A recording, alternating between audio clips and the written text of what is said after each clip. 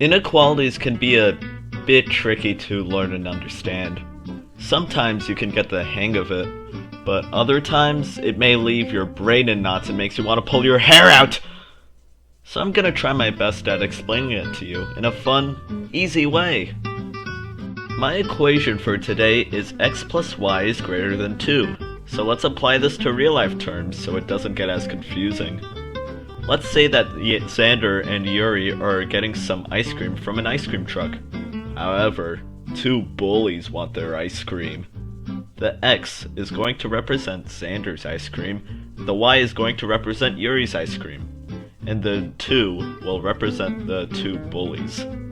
Hey lovebirds! Are you enjoying that ice cream of yours? Yeah, it's really good. Wanna taste? Wait, Xander, don't do it. Oh, come on, wimp. It's just a little taste test. It's not gonna kill him. Yeah, pipe down. I'm not gonna eat it all in one bite.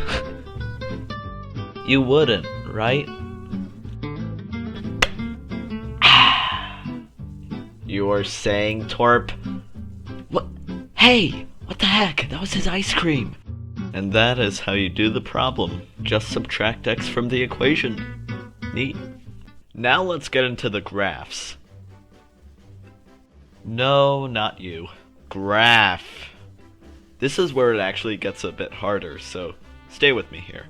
So the y-intercept is 2, and the slope is -1 over 1, because x alone is 1.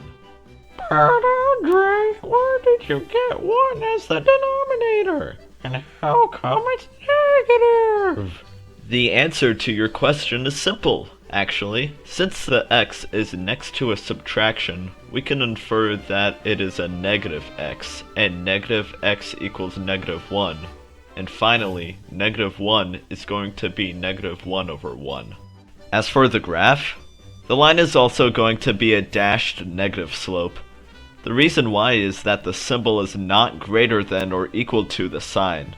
It's just a greater than sign, which makes the line dashed. So, our line is going to be a slope of -1 over 1, with a y-intercept of 2. And for my final trick, I'm going to be showing my test point and what the graph looks like. My test subject today is Gerber, also known as 1, -3. I'll be placing him on this graph to see if the line hits him at all. Well, I guess Gerber failed the test. But hey, here comes the fun part. Scribbling in all the lines for the shaded area. I've got a special trick for this. Watch me.